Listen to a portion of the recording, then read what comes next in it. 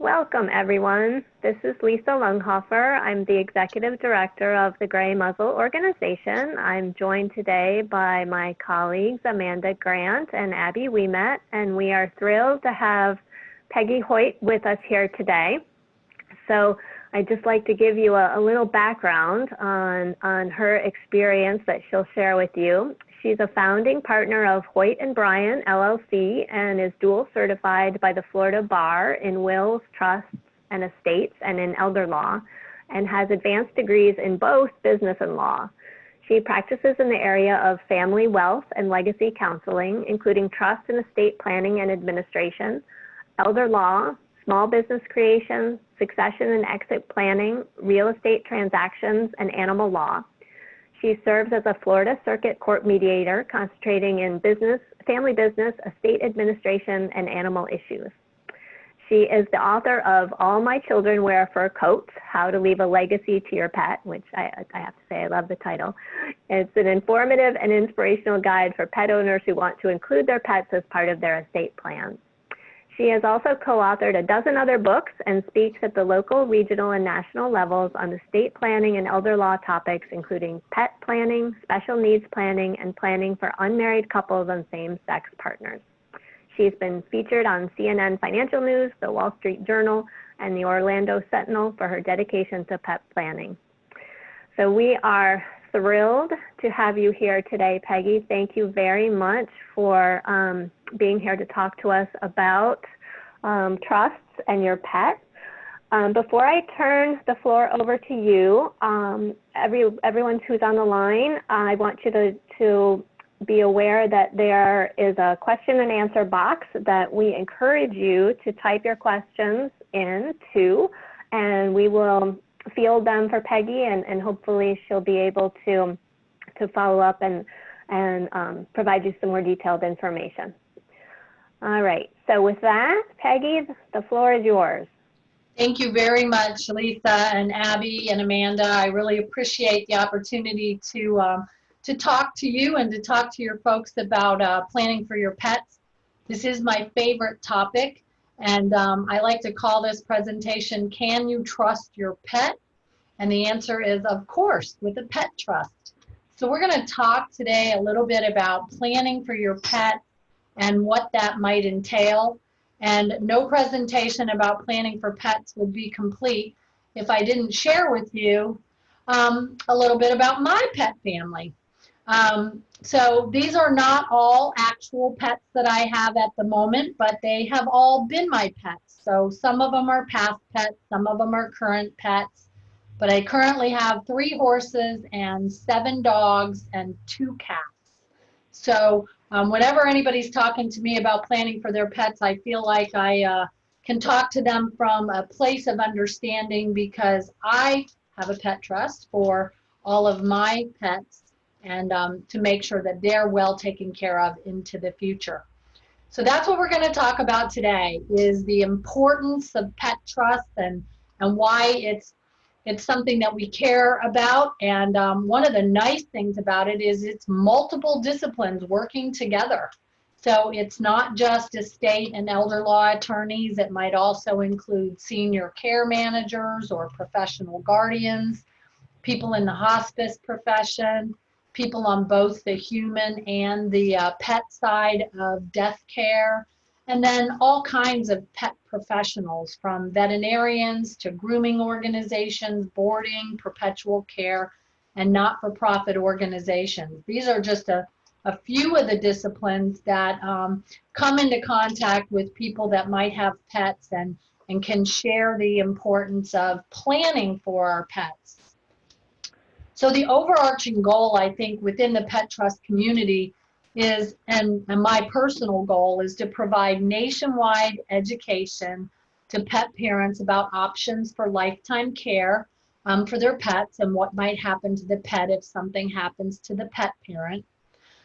The number 500,000 keeps being shared around the country, that's how many loved pets are euthanized annually because a pet parent didn't have a plan for what would happen to their pet if something happened to the pet owner.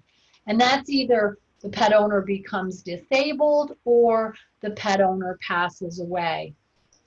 We also want to bring to the attention of all these various disciplines their important role in the protection of loved pets. And then ultimately, what I hope to do in my career is create a turnkey solution for pet parents and family members that might be charged with the lifetime care solutions for pets. So how do we share information? Well, this is just but one way. We offer educational workshops. We love to talk to organizations and groups. We can provide brochures and literature on estate planning for pets.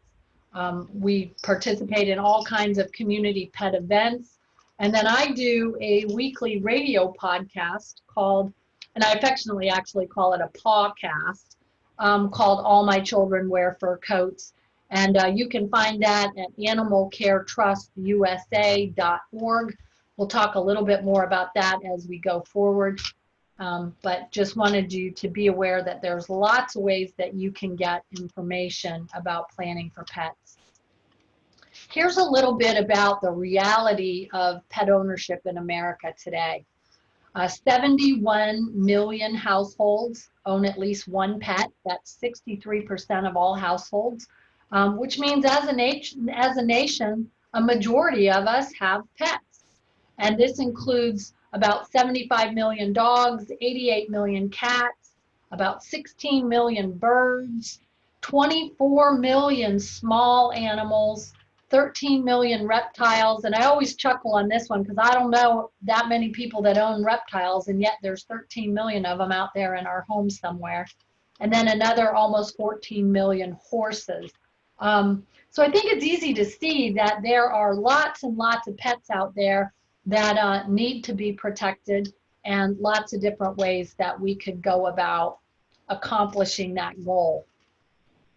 I think I would be remiss if we didn't talk a little bit about how many healthy adoptable pets we euthanize in this country each year.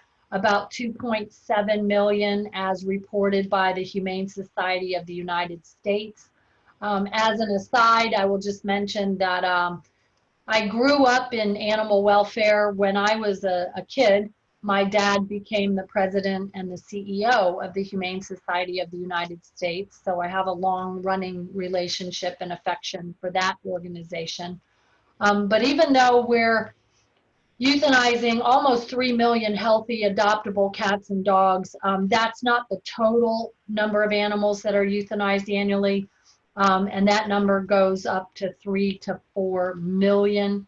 Sadly, about 25% of the pets that you find in the shelter are actually purebred animals. And so I've adopted a philosophy, and I hope you will too, that says, until there are none, please adopt one. Because there are plenty of pets out there that need homes. Let's talk for a minute just about the history of estate planning and pets. And we might think that estate planning for pets is something new in this country. It's relatively new, but it really started in England, where the common law of England favored making gifts to support animals. And it wasn't until 1923 that the United States had their first court case. And interestingly, that was in Kentucky. And in the Kentucky Supreme Court, the court found that a bequest to a trust for a pet was valid because they found that it was for a humane purpose. And this was decades before any of the state legislatures ever adopted a pet trust statute. So even back in the early 20s, we were thinking that protecting our pets was a pretty good idea. It wasn't until 1990 that the National Conference of Commissioners on Uniform State Laws, where they actually created a section that added to the Uniform Probate Code and then also the Uniform Trust Code, that created what we call a statutory trust for the care of a domestic animal. So these are affectionately now referred to as pet trust statutes. And today I'm happy to report that all 50 states and the District of Columbia have a pet trust statute. The last state that signed on board was actually Minnesota, and they finally adopted their state statute in the year 2016. Now, fortunately for me, I had a client who came from Minnesota because they didn't have a pet trust statute, and now have a terrific relationship with a couple who love dogs and who also have created a not-for-profit organization for senior dogs. Let's talk about what the pet trust statutes do, because they do give us the right to create a trust for the benefit of a pet. What they don't do is they don't give us all of the language, but what they attempt to do is provide what we would call default provisions.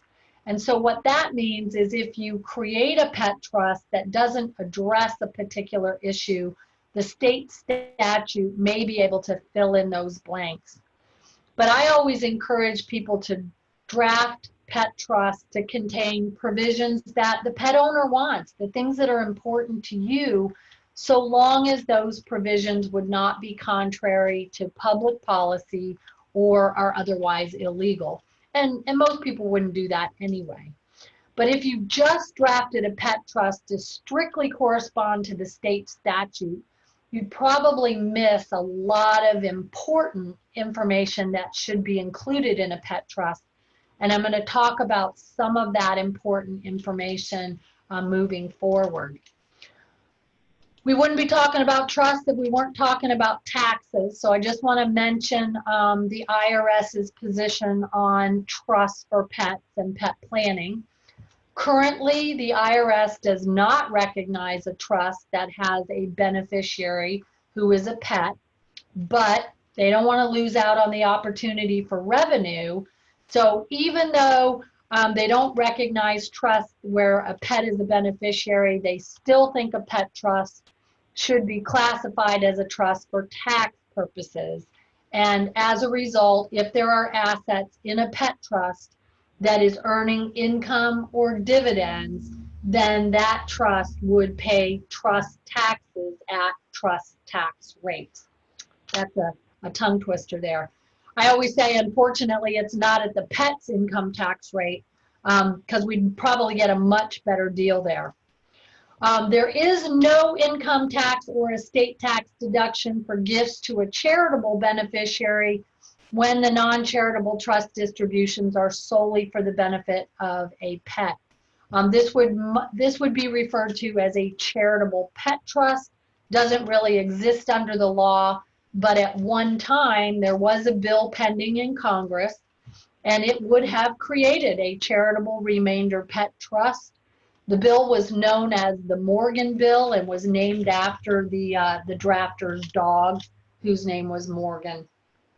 This may come up again in the future, and if it does, this will be good news not only for pets, but also for charities that benefit pets. Also want to talk about the fact that the reported figures are that somewhere between 12% and 27% of pet owners have included their pets in their estate planning. And I don't know how accurate this number is because I don't know how we would prove it. But one thing I do know for sure is that 100% of my clients include their pets in some way as part of their planning. Even if it's as simple as saying, I leave my dog Fluffy to my daughter Susan, and it would be my desire that she care for Fluffy for the rest of Fluffy's lifetime. At least there's a mention of the pet, there's a mention of the person that should be the intended caregiver for that pet. And if it's a family member, sometimes people don't leave money for the benefit of pets, but if it's a stranger or a friend or some organization, then I always encourage people to leave a sum of money for the lifetime care of the pet. And we'll talk about how to calculate that in a moment. So the thing that you really want to start thinking about is, what do I need to do to create a written action plan for the benefit of my pets?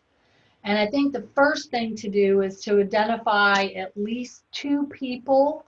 We call these people your pet caregivers that could be responsible for your pets.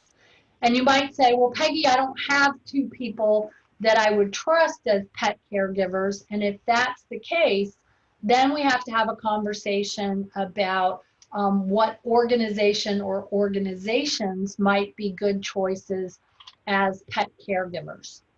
But thinking about who's going to be responsible for the lifetime care of your pet, I encourage everybody to assemble and create a notebook that would hold important documents and information about pets. I recommend carrying an emergency pet alert card in your wallet, something that says, if something happens to me, please be advised I have pets at home, so that anybody that might be going through your wallet in case of emergency would find that. I carry one in my wallet that says I have 6 dogs and 2 cats at my house, along with the horses. And then I also have on that card somebody that they could call as a temporary or short-term pet caregiver. I also like the idea of posting in case of emergency decals or stickers on your doors and windows at your house. We also have them on the door here at the office because we have dogs at the office. But just to let first responders know that if there's an emergency at your house, that there are pets there. Sometimes in the event of an emergency, pets get scared. They may run out the door, they may hide. We just want to make sure that first responders are aware that there may be pets in the home. And then, of course, last but not least, we should include provisions in our estate plan, ideally in our powers of attorney, as well as in our trust for the benefit of our pets. This is a fun thing for people to do, but I want you to create what I call babysitter instructions, or the instructions that you would need to leave to a pet caregiver. And these instructions should be provided to anybody and everybody who might eventually care for your pets. And it should include information such as the age, the breed, the gender, any identifying marks. What are the pet's eating habits? Do you have special food requirements? What are the special medical conditions, if any, of that pet? Do they have any sensitivities or allergies to food or medicines? What is the important information regarding your choice of veterinarian or veterinary care, the medical history of your pets? And then even include those special traits that only you might know about the pet. Because remember, this pet caregiver may not have all of the information that you have about your pets. And I think the specific identifying information is really important too, because if you have 2 or more animals that are similar looking, people might have a hard time identifying one versus the other. Especially if you have black Labradors or golden retrievers that look similar. A lot of people think my horses look similar to each other and they're not exactly sure which one's which. So I just think it's important to be able to distinguish. In terms of creating the comprehensive estate plan that you would have as a pet parent, and I don't necessarily recommend estate planning as a do-it-yourself project. I think there's too much to know. There's too many ways to make a mistake, and we don't want that to happen. But in any kind of a comprehensive estate plan that would benefit your pets, we would have a durable power of attorney for financial matters that would include pet care provisions. We might also have what I call a pet care power of attorney, which specifically authorizes your pet caregiver to make health and medical care decisions for your pet in your absence. Your comprehensive estate plan would also include a durable power of attorney for health care for you as the pet parent. This would be for things like everyday medical care decisions, consent to surgery, consent to treatment, transfer to or from a medical facility, or the release of medical records. And in addition to your healthcare power of attorney, you might also have a living will. And people get confused about living wills sometimes because they're not living and they're not wills, but they are your expression for how you'd like to be cared for at the end of your lifetime. So they're called a living will, and it says, if I'm mentally incapacitated and if I have one of three conditions, an end-stage condition, a terminal condition, or if I'm in a persistent vegetative state, then I don't want to be kept alive by artificial means, but I do want you to provide me with comfort care or alleviate my pain. So those are all the disability documents. And then we start looking at a pet trust. And pet trust can come in two varieties. They can be what I refer to as a standalone pet trust.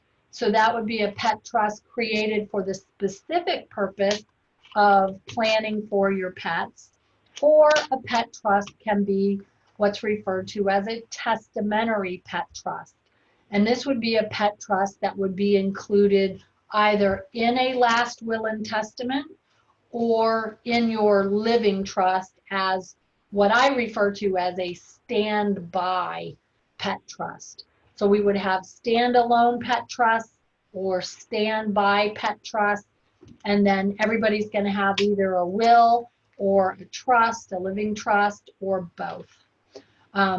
Lot of conversations about whether it's better to have a will or a trust. And I'm happy to address those questions, but I'll talk a little bit more about that as we go forward. I'm really not a huge fan of using a will as your primary planning document if you're going to create a pet trust, and I'll talk about why in a second. A comprehensive estate plan might also include charitable planning to take care of our charitable friends, and also might include life insurance or life insurance solutions. One of the best ways to provide for charity or to provide for our pets is life insurance and or retirement plans. So we'll talk a little bit more about that as we go forward as well. But when we think about planning for ourselves, we're really planning for three time periods. We're planning for today, when we're alive and well. We're planning for a future where we might be disabled. And then ultimately, we're planning for a time when we might pass away or we will pass away. So in terms of planning for what would happen if the pet parent became disabled during the pet's lifetime, certainly we can think of a lot of ways that a pet could be adversely affected.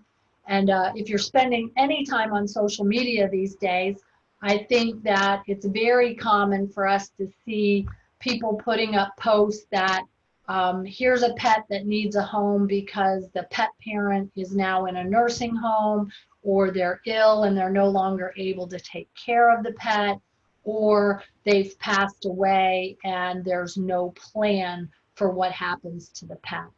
So I think planning for disability is very, very important. I think that every comprehensive estate plan needs a power of attorney. And I think those powers of attorney need to be supplemented with language that allows the person that you've nominated as your agent to also make provisions for your pet. If you don't have a power of attorney and you become mentally disabled, your pet might end up as part of a guardianship proceeding. And unfortunately, I know of no state laws that have protections for pets in the event their pet parent becomes part of a guardianship. So guardianships, that's really kind of a whole different topic, but I'm happy to talk to people about that specifically if you have questions. The bottom line on planning for disability is if you don't have a plan for your pet in the event of your disability, then your pet could be adversely affected. So we want to make sure that we address all of the important time periods. If we're using a living trust as one of our planning instruments, we're going to make sure that we include disability provisions in that trust that say, in the event I become mentally disabled, I want the assets of the trust to be able to be used for my use, but also for the benefit of my pets. So I think it's always important to have those disability provisions for pets in a living trust, in a living will, and just like we talked about a few moments ago, having those backup individuals that can take over if our first choice or our second choice is unavailable. So in terms of all of the different time periods of our life that we're planning for, alive and well, mentally disabled, and then ultimately planning for death, we know for sure that if we don't have a plan for our pets, something bad could happen to them. And I'm the first one to say that you can't assume that your family, even your spouse in some instance, will be able to take on the responsibility of your pets. I've seen it happen far too often. Somebody passes away and they assume that their spouse is going to be able to take care of their pets, and their spouse either can't or won't because of changed circumstances. And now the pet is left looking for a new home, or worse yet, ends up at a shelter. So there's lots of planning options that we have available. There are some that hold more risk than others. I think the planning options with the greatest amount of risk would be the example I gave earlier, which is I leave my pet Fluffy to my daughter Susan, period. If we don't do anything more than that, then there's no guarantee that that pet's going to be provided for. Next in line in terms of risk would be I make an outright distribution of my pet to my daughter or my friend, along with a gift of money, $5,000, $10,000 here, please take care of my pet. There's always the risk that the person could accept that gift of money and then not actually take care of the pet. So I think that has the greatest risk. I think the options that we have available that offer the greatest protection would be a pet trust that would have pet caregiver and distribution options. We'll go into more detail on this, but basically the pet trust would say, I nominate my friend Susie to take care of my pet. I nominate another person or an organization to be the trustee, and then I want my trustee to provide my pet caregiver with the resources that they need from my estate to take care of my pets. You might also have what I call an animal care panel or a pet care panel, and this would be a group of people that you trust that you might empower to oversee what's happening at the pet caregiver level or at the trustee level. And then the third option here would be a pet trust with a perpetual care organization that could take care of the pets. We do have a question from one of the attendees who's saying that they don't have any relatives or close friends who would be able to act as guardian for me, and you have no one who could take the pets. You could pay a pet sitter to watch them and have instructions.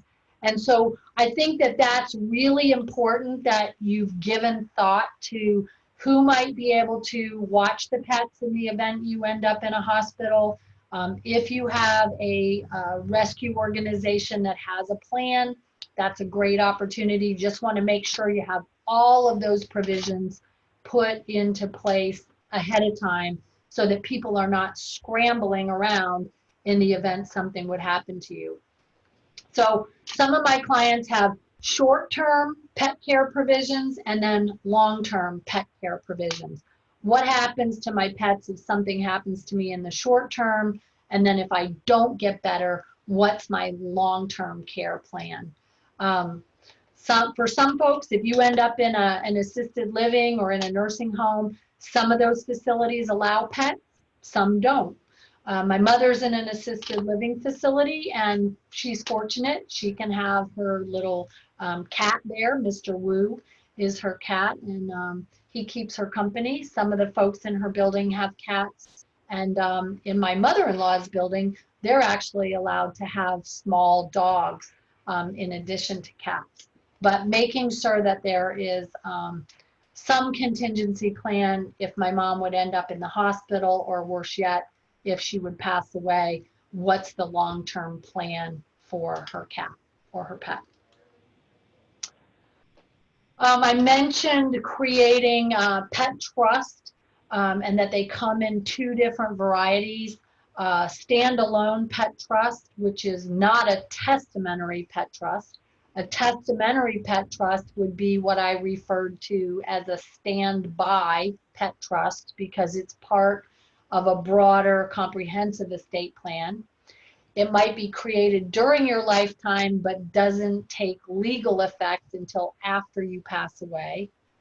Hopefully it provides for the pets in the event of your incapacity or disability, but if it's just an off-the-shelf living trust, it's probably not going to do that.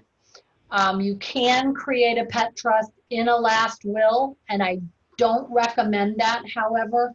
And the reason I don't recommend it is because wills require probate. And although probate is not a four-letter word, it is an estate administration process, and it takes time, and it costs money. And meanwhile, the pets may not be receiving the care that they deserve. I did have a client who had a pet trust as part of his last will and testament, and it took us 4 months to get somebody appointed as the personal representative. That would be the person that would have access to his money for the care of his pets. And fortunately, we had pet caregivers that were willing to work on a promise that they were going to get paid in the future. So I just don't recommend it. It was not a good experience. It put the cats at risk. He had 5 cats, and fortunately, it all worked out in the end, but it just really revealed that the pets can be at significant risk. So I really like to have a pet trust as part of a living trust or as its own standalone entity. And then you want to make sure that you have enough money that's part of your estate that's going to be available for the care of your pets. So a lot of people are concerned about avoiding probate. They put people's names on their accounts. They put people as beneficiaries on life insurance or retirement plans. But when you do that, you actually are bypassing all of the legal instructions that you might have in your last will or in your trust. And of course, there's significant risk if we're bypassing those instructions. My favorite is the standalone pet trust, and this is a trust that's created purely for the benefit of taking care of your pets. It's created during your lifetime. It contains provisions for the care of your pets in the event of your incapacity, and you want to make sure that it has sufficient assets, either cash or securities or bank accounts or retirement plans or life insurance that's going to pay in the event of your death, to provide for the lifetime care of your pets. One kind of additional benefit of a standalone pet trust is that other people, other family, friends, your spouse, could also contribute money to the pet trust if they were inclined to do that. And when you create this during your lifetime, there's no adverse income taxes because the trust would pay taxes at your personal trust tax rate or your personal income tax rate. A standalone pet trust always should be part of a broader, more comprehensive plan, but I like this because it's an entity all by itself and it's not waiting on anybody or anything else and can be funded during your lifetime. So one of my favorite clients has a pet trust, and we created for her a standalone pet trust, and her farm and her horses and her dogs are all part of that pet trust with sufficient assets to provide for the lifetime care of her pets. In her instance, she wants a pet caregiver to move on to her property, take care of her pets in their own home, so that if something happens to her, nothing changes for her pets. And that's the perfect plan, really. And that's the kind of plan I have for myself as well. Something happens to me, nothing happens to my pets. They stay right where they are in the home that they know, and a pet caregiver comes and moves into my home for the benefit of my pets. So how does a pet trust work exactly? Well, you are the trust maker, so you create the trust. The pets are your beneficiaries of the trust, so they're the pets are entitled to the property of the trust, and it would be your pets that you have now or any pets that you might get into the future. Your pets, we call them the love pets, are cared for by a pet caregiver, those people or organizations that you've nominated to provide the lifetime care for your pets. And then the property of the trust is going to be managed by a trustee. And one question I get a lot is, should the trustee and the pet caregiver be the same person? And usually they should not. But you could have an individual as a trustee, you could have a corporation as a trustee, and I personally created Animal Care Trust USA. They're the only US trustee that's dedicated solely to taking care of pet trusts. And then we work with you, we work with your pet caregiver, we work with any other organizations that you want to provide lifetime care for your pets and help to oversee the administration of that pet trust. As I mentioned earlier, your pet trust might also include a pet care panel. That would be a panel of people that you trust for additional oversight. And then you want to think about what kind of care you want for your pets. And this is what I call forever home, would be your pets remain in your home or their own home for the rest of their lifetime. And a pet caregiver would actually move into the home to help take care of the pets. Another option I call forever family, and that's where your pets are going to be rehomed with your pet caregiver or with another family. Or in some cases, people might choose what I call forever sanctuary, where your pets would live in a structured type of pet community or a pet sanctuary. All of your pet trusts are going to include instructions for what takes place when your pets pass away. So how do you want your pets to be cared for in the event of a critical illness or ultimately in the event of their death? Do you want them to be buried? Do you want them to be cremated? And then last but not least, what happens when the last of the pets passes away? Who gets the remaining trust assets? I like to recommend charitable organizations as final beneficiaries. I think when you name family, it can create conflicts. And many of you may be familiar with Leona Helmsley. She was the lady that created a pet trust for her dog Trouble. She put $12 million into this pet trust. And unfortunately, in her case, a court stepped in because she had family members that complained, but a court stepped in and said $12 million is too much for a dog and reduced the amount of that pet trust to $1 million. I don't think that was the right result because I should be able to leave any amount of money that I want to my pets, and shouldn't matter what my family wants.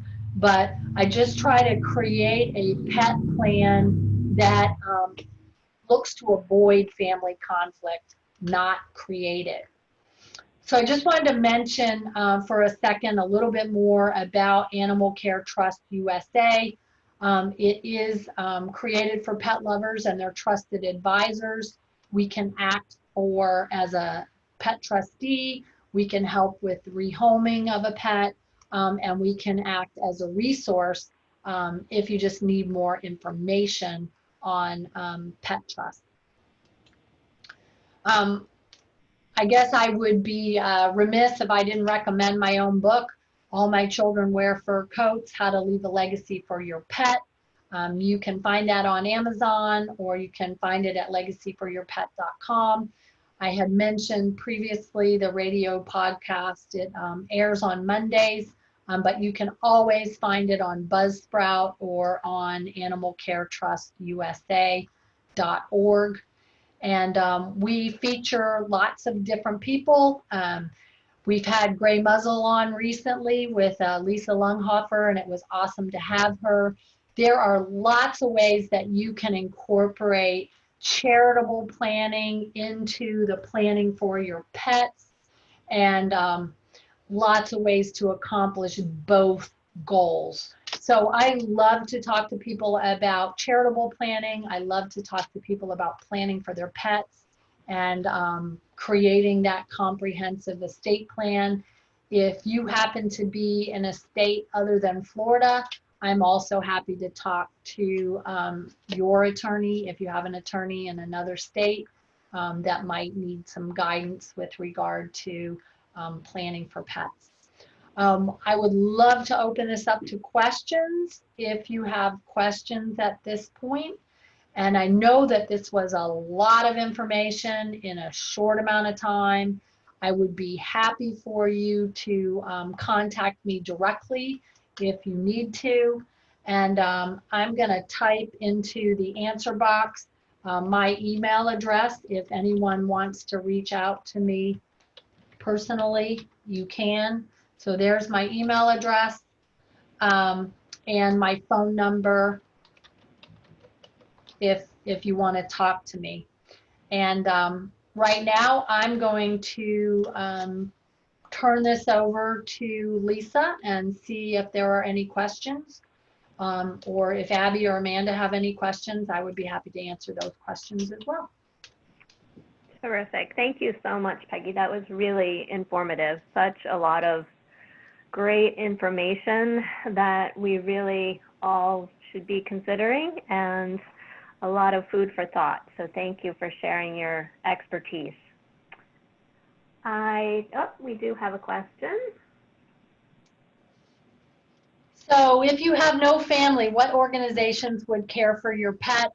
There are shelters and organizations throughout the country. Animal Care Trust USA can help you locate those organizations, or they can help serve in that role. And there is a lot of information in this meeting, and so you probably will have other questions, and happy to help in any way I can. And as I mentioned, if you want to reach out to me either by email or by phone, I'm happy to talk to you. I believe, to answer the other the attendee's question, I believe it has been recorded. I'm not 100% sure. Yes. Yes, okay. We're recording, and we will send everybody a link to the recorded presentation following the broadcast. And we can also include your contact information that you typed in the chat box, Peggy. Sure. And you know, I have the utmost respect for Gray Muzzle and all of the things that you are doing for pets nationwide. And I thank you so much for sharing this information about how we can all protect our pets and make sure that in doing so, we're protecting our pets, but also supporting the wonderful organizations that are out there that do so much for our pets. Oh, well, thank Peggy, you. you do have a few other questions. Oh, okay. So they maybe one is, what is the best approach to find the right attorney to help you come up with all of these plans? Oh, I see that. So I always say 5'6", blonde hair, brown eyes. The best way to find an attorney to help you is to ask people you know that might have done pet trust, or reach out to me and I can try to put you in touch with an attorney in your state if you're not in the state of Florida. I do work with attorneys in other states, and the one gal that I mentioned that created the pet trust where she's going to leave her farm and her horses and her dog, she actually lives in Virginia. And I was able to work with her attorney to create the standalone pet trust to benefit her pets. So I am a member of 2 nationwide organizations, Wealth Council and Elder Council, and can help you find an attorney in your area if you need one. But that's a great question, because you can't just assume either that all attorneys are familiar with pet trust, or that they would have either the requisite caring. I've had a lot of people tell me that they've mentioned planning for their pets to attorneys, and the attorneys said, well, isn't that a stupid idea? Why would anybody want to do that? And we certainly don't want to be working with those folks. We want to work with people that love pets and that know how to plan for pets. Okay, here's somebody else. The director of development at a shelter, they've had individuals inquire if they can designate the shelter as the recipient of their animal. You personally don't think that this is appropriate, as you are focused on sheltering and adopting, not providing long-term care. So can I suggest how they could redirect these individuals? And the answer is yes. Animal Care Trust USA is happy to help, but also some shelters have adopted some programs. There's one locally in my community that created a program called the Positive Care Plan. And although they are in the business, like you, of adopting animals to good homes, the agreement that they make for the Positive Care Program is that if they took on the responsibility of someone's pet, that pet actually would be adopted into another home, but the organization would be responsible for the oversight and the rehoming of that pet. And I'm happy to talk to you more about that particularly if, and I can give you some guidelines on how to set up that kind of a program if it's something you're interested in. And I know a lot of people say that they don't have any relatives or close friends that can care for pets. That happens to a lot of my clients. So there are perpetual care organizations. There are some veterinary schools that offer some programs as well. I can help guide you to some good resources if you need them.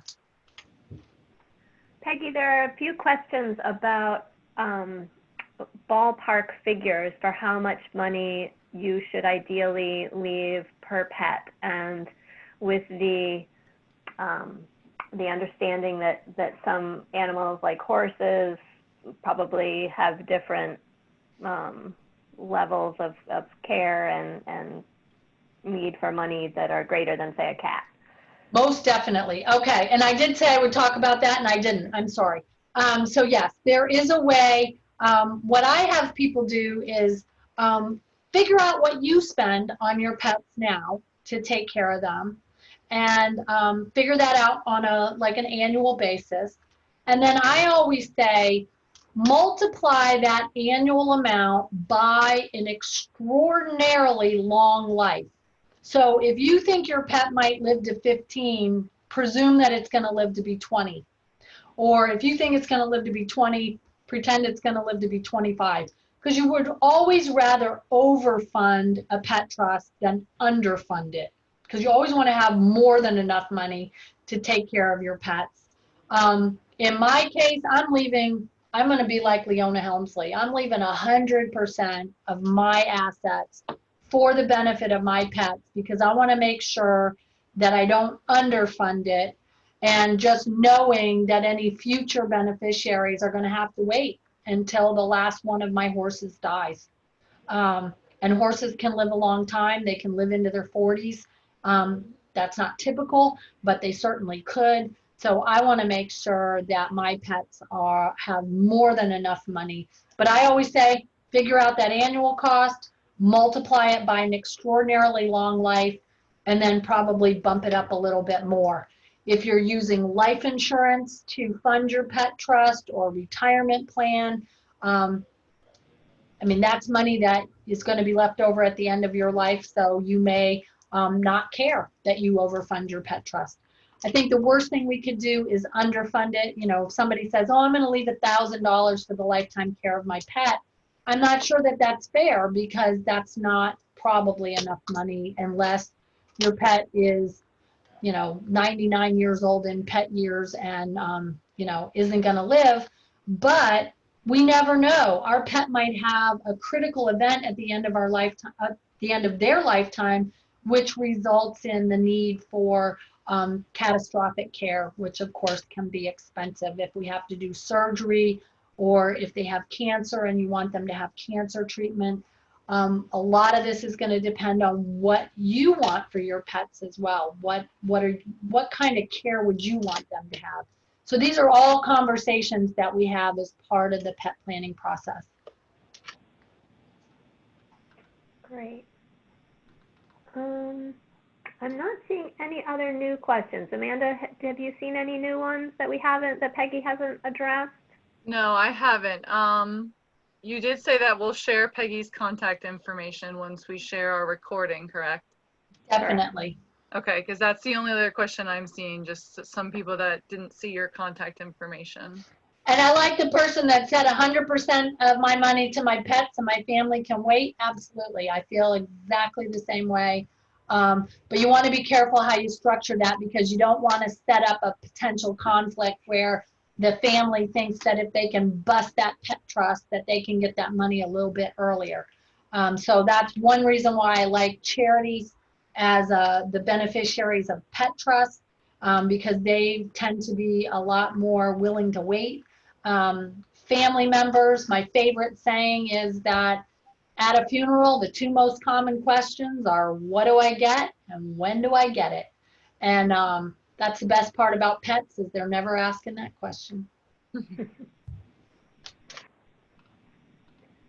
All right. Well, this has been really, really helpful, Peggy. I appreciate your taking the time to share your expertise with us and with our audience. And like I said, we'll be sending out a link to the tape-recorded webinar, and we'll also include your contact information should people want to follow up to get more information. Excellent, and happy to help them coordinate gifts to Gray Muzzle along with planning for their pets.